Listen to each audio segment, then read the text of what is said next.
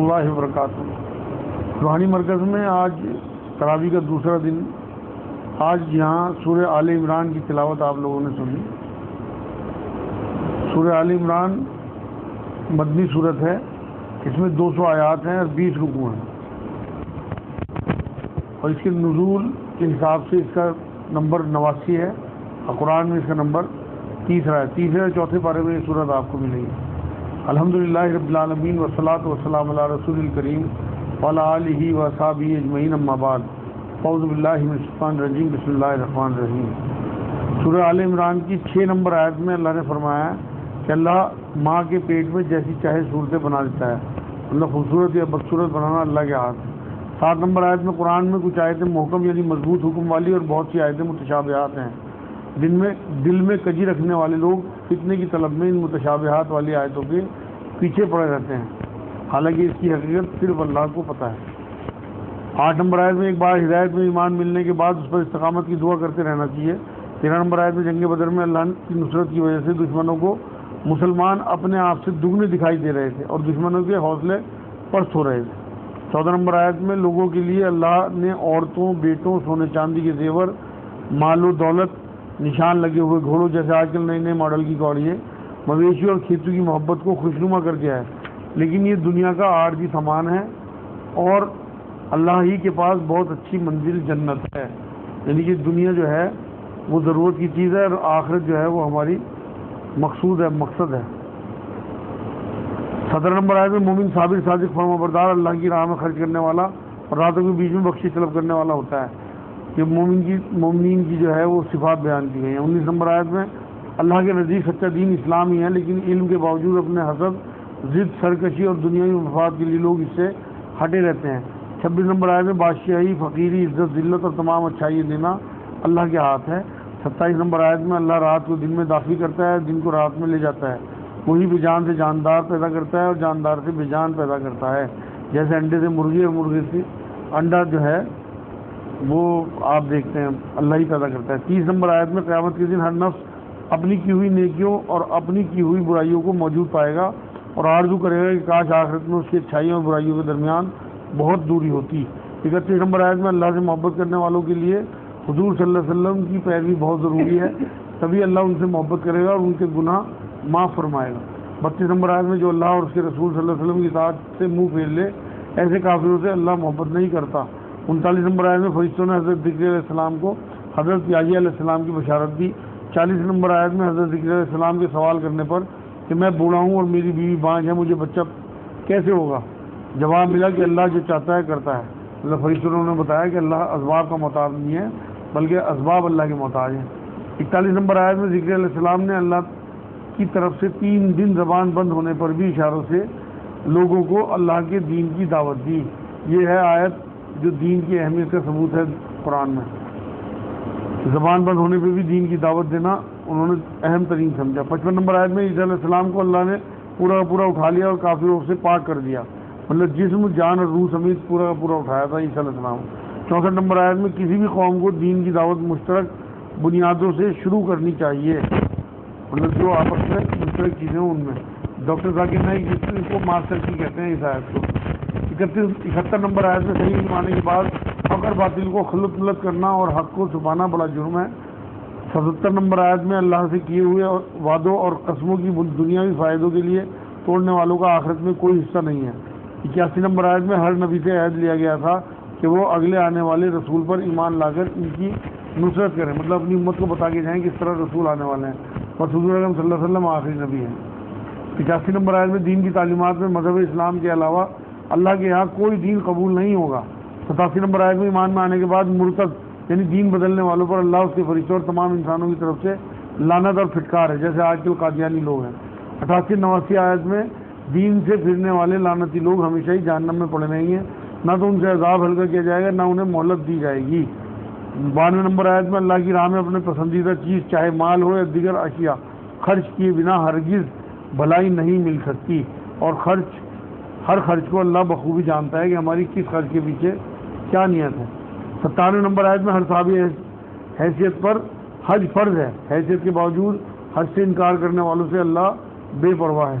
102 number آیت میں ایمان والوں کو اللہ کا اتنا تقوی اختیار کرنے کا حکم ہے جتنا خالق ہونے کے ناطے اللہ کا حق ہے، اور مرتے دم تک مسلمان و اللہ کا فرمانبردار رہنے کا حکم ہے۔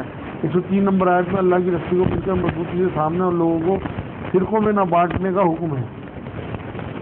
104 نمبر آیت میں ہم نے ایک جماعت لازماً ایسی ہونی چاہیے جو بھلائی کی طرف لوگوں کو لائے، نیک کاموں کو حکم دے اور برے کاموں سے روکے، ایسے ہی لوگ فلاح اور نجات پانے والے ہیں، مطلب جو یہ کام کریں گے۔ 105 نمبر آیت میں واضح احکام آ جانے کے بعد گروہ بنانے اور اختلاف کرنے والے لوگ عذاب پانے والے ہیں، ایسے لوگوں میں سے نہ ہونے کا حکم ہے۔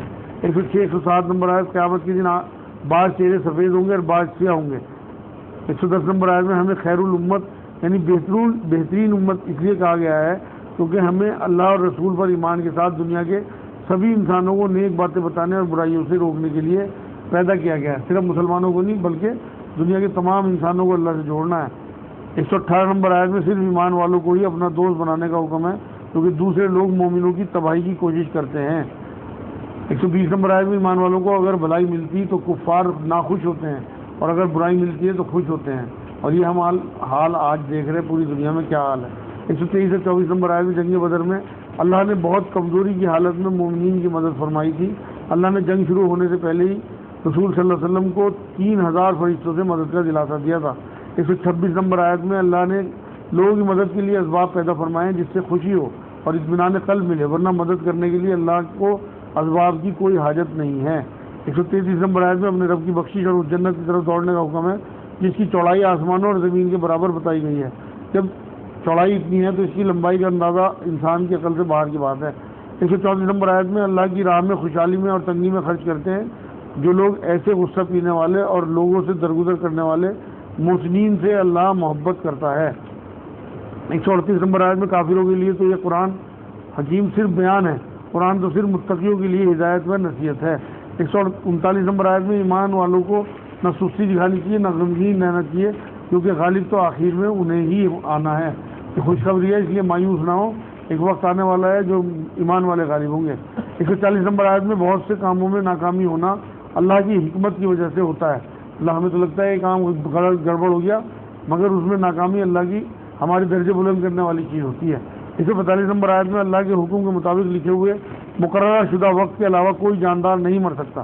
اللہ تمام ہاتھ سے ہی مل کے وقت سے پہلے انسان کو مار نہیں سکتے ہیں۔ 150 نمبر آیت میں اللہ ہی ہمارا مولا ہے اور وہی ہمارا بہترین مددگار ہے، اگر ہمیں یقین آ جائے تو ہمیں کسی دنیا میں کسی کی بھی ضرورت نہیں ہے مدد کی، انشاءاللہ اللہ ہی مدد کے لیے کافی ہے۔ 157 نمبر آیت میں اللہ کی راہ میں شہید ہونے والے کے لیے بخشش رحمت ہے جو دنیا کے جمع کردہ اسباب سے بہت بہتر ہے۔ 159 نمبر آیت میں اللہ کی رحمت سے رسول صلی اللہ علیہ وسلم اپنے ساتھیوں پر نرم دل تھے، اگر آپ صلی اللہ علیہ وسلم سخت زبان اور سخت دل ہوتے تو سب ساتھی آپ کے پاس سے چھٹ جاتے، مطلب یہ ہم سمجھ لیں اپنے گھروں میں بھی ہمارا رویہ کیسا ہونا چاہیے۔ آگے فرمایا اہم کاموں کا مشورہ ساتھیوں سے کرنے کا حکم ہے، پھر جب پختہ ارادہ ہو جائے تو اللہ پر بھروسہ کرنا چاہیے، مطلب ایک بار فیصلہ کرنے کے بعد پھر نہیں ٹالنا چاہیے۔ 160 نمبر آیت اللہ کی مدد ہمارے ساتھ ہو تو ہم پر کوئی غالب نہیں آ سکتا، اگر اللہ ہی ساتھ چھوڑ دے تو کون مددگار ہوگا۔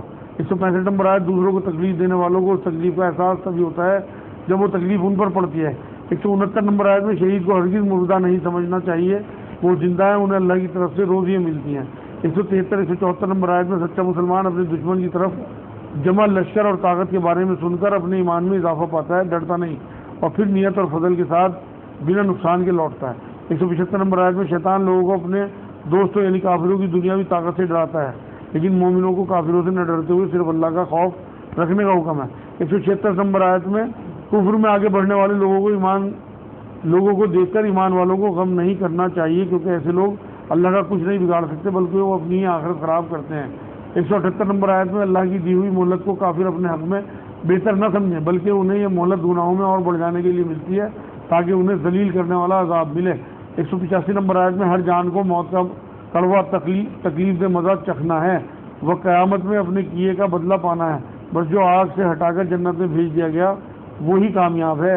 دنیا کی زندگی یہاں کی جھوٹی ترقی اور کامیابی تو دھوکے کا سامان بتایا گیا۔